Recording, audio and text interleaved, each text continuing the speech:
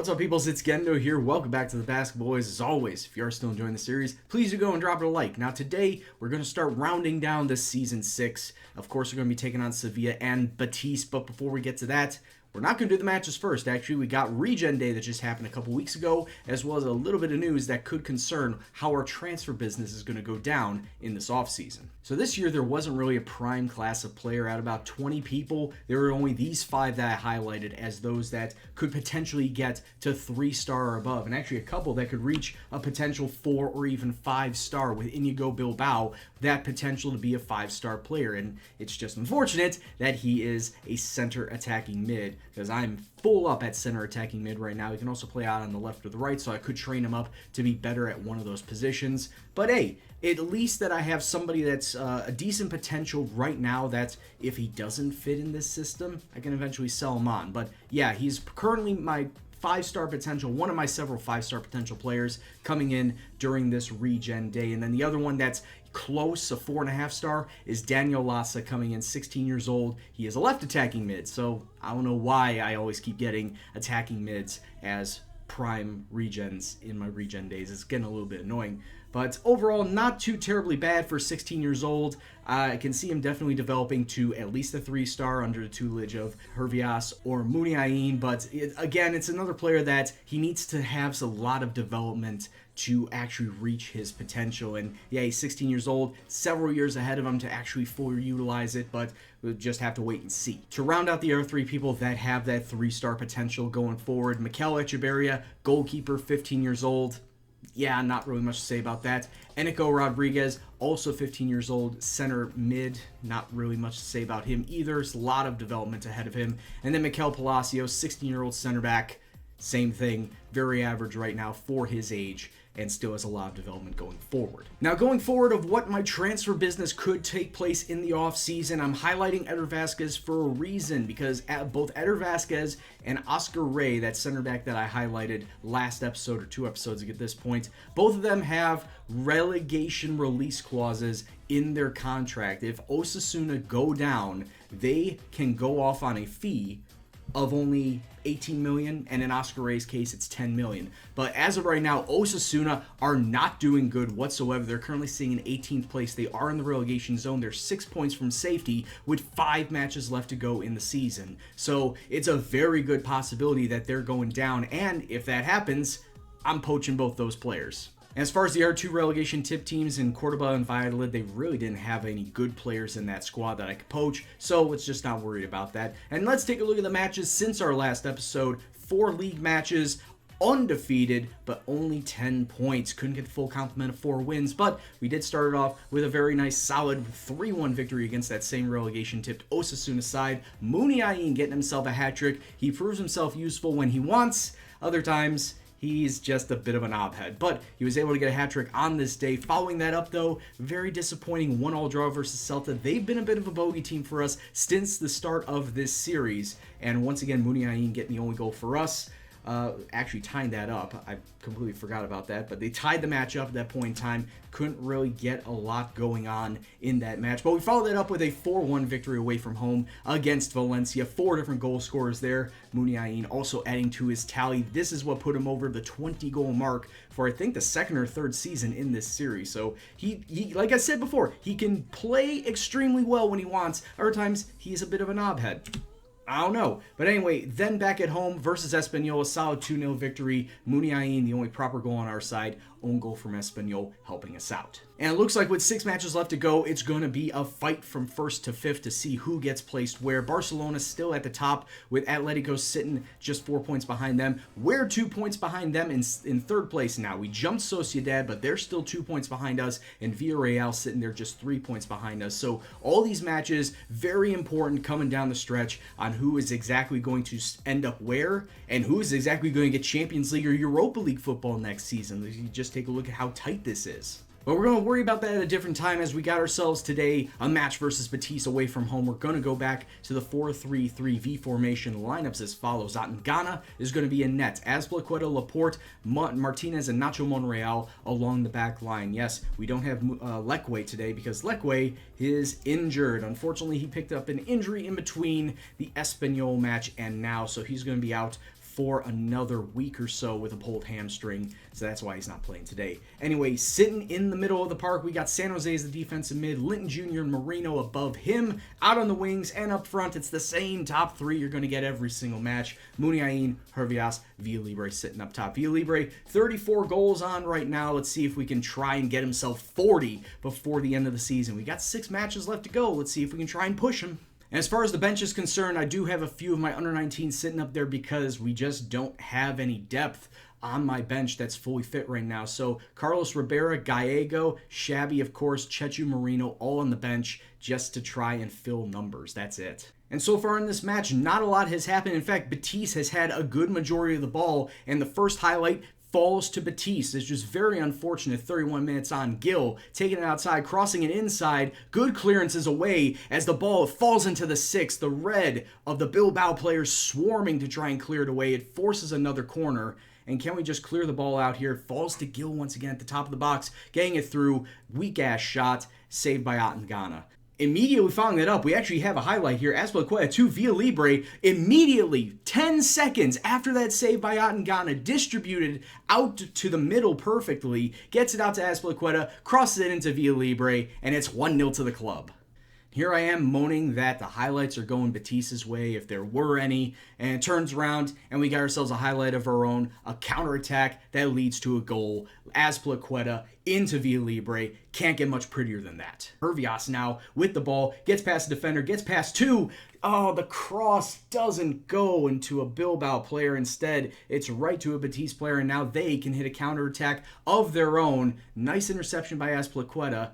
Oh, they throw the ball over the top. Dernich, he's cutting inside. He takes a chance, but Otengana with a save. It's getting a little nervy for us on the back line, but at least we have ourselves a lead going into halftime. Now, I want to say that I'm not happy with how the boys have been playing. They really haven't been doing all that well, and in fact, I might just switch up to this 4-3-3 with the flat 3 in the middle. Ander Herrera is going to be coming on for Mikel San Jose. That will be the only switch I make.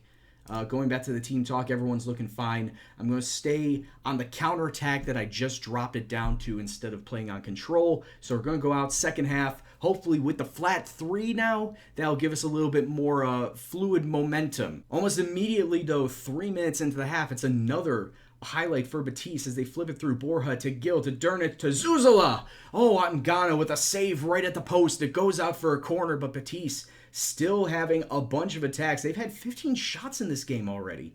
Oh, it's a good interception from the throw-in. Immediately, Muniain to Villalibre takes a shot, and Pacheco able to save it, and it goes out for a corner for Bilbao. But as we all know, corners really don't end the way they should. As there it goes, it falls inside and cleared away, like I said.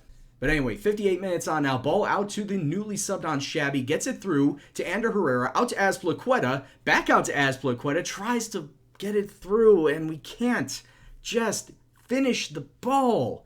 Oh, Javi Martinez has just made another mistake. It almost led to another goal. We saw this in the last episode versus Sociedad. He was trying to clear the ball out, hits a defender, and away Batiste ran. You know what? This is starting to get extremely annoying and extremely dangerous. I really want to sub him out. You're giving me reason to sub you out, Javi. Javi is doing me no favors right now, staying out on the pitch. We got 15 minutes left to go to hold down this very slim 1-0 lead. Shabby taking the ball up the wing. Use your pace. That's why you have a 15 pace, 16 acceleration. His dribbling is decent as well, so I'm surprised that he's not using it to his advantage. Hervias through to Shabby, though he can hit it with his finishing, and Shabby puts it through to get ourselves a goal. It's his 7th of the season. We double our lead with 15 minutes to go, and for now, it looks like we have this match in the bag. Gotta hope that we have a very solid defensive back line. We've seen our defense collapse within the last 15 minutes before.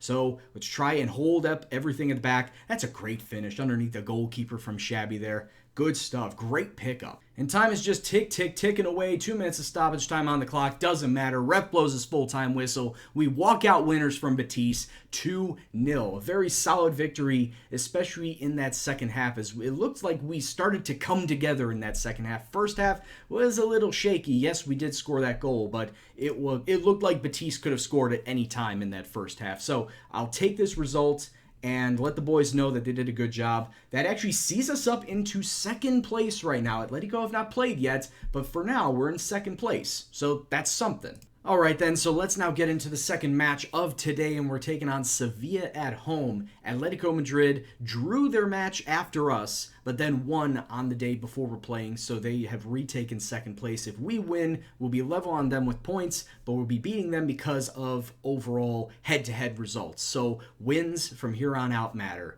Sevilla, though, are very difficult. They have Michy Batshuayi, and they're going to be using him to the fullest extent of the law. But anyway, we're going to be coming out with the same exact formation, the same exact lineup as last time, so no real reason to go over it. Let's just kick off, see what happens, and hope for a win. I mean, not only do they have Batshuayi, but they have Son Heung-min and Gylfi Sigurdsson. So they have a bunch of playmakers on their squad that we need to shut down. And I feel that with this tactic and with the controlling mentality that it stands for, we can easily shut down their playmakers, but it all remains to be seen in these next 90 minutes.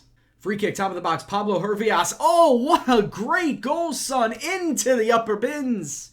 Or top bins, I believe I should say. An upper 90, puts us up 1-0 after 11 minutes. Let's take a look at that again. Pablo, let's take a look at this again. From about 25 yards out, oh, the wall should have done a whole lot better than that. They just stood motionless, leaving the goalkeeper hung out to dry, getting us that opening goal. Corner kick, Pablo once again delivers inside to Mikel San Jose. 21 minutes on, his first goal of the season. Couldn't have come at a better time. 2-0 to the club. And let's take a look at this again. Hervias going short corner. San Jose does have a man in his face, but a bullet header past the goalkeeper. He can't do anything about it, and we're rolling so far. I mean, Hervias is doing absolutely everything in his power. Interception, setting this up. Villa Libre, he's through on goal. He shoots it under the goalkeeper. And just 3 minutes later, we got ourselves a third goal. Man, this game is pretty much all wrapped up before the half-hour mark.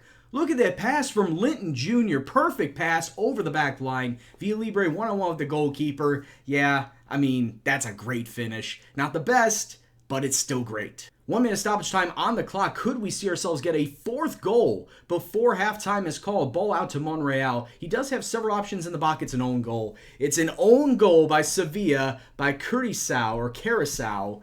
It makes it 4-0 to Athletic Club. They're not coming back from this. Might as well just stamp the 3 points on right now. At this point in time, I got nothing really bad to say about this team. Everyone's doing perfectly fine. Muniain's the only player under a 7. He's got himself a 6'8". I might switch him out for Luis Martos, or do what I did last match and swap Hervias and Muniain and then bring on Shabby. That's all a possibility, but as of right now, I'm not going to change anything. I'm just going to praise the boys, and say, keep it up. I mean, we're up 4-0. How much better can it get? Corner kick, Hervias trying to get it inside once again. It falls to Mikel Merino, but there's just so many Sevilla players just bunched up together, and then Villa Libre, I don't know if that was a cross or a shot, but either way, it's saved by the goalkeeper. Even 4-0 up, we are not done. We are just continuing to shove it down Sevilla's throat, and that's exactly what I want to see out of this team. Continued fighting spirit. And time is just ticking down. There's been absolutely nothing of consequence in this second half. It's just been a continuation of controlling the match, and it sees us win by the score of 4-0. Nothing wrong about that, boys. A good match overall. Like I said, that sees us jump back up into second place, tied on points with Atletico, 3 points behind Barcelona, and now 5 points ahead of Real Sociedad for that 4th and final Champions League spot. We got 4 matches to go, and like I said, it's coming down to it. 3 teams could feasibly win the title this year.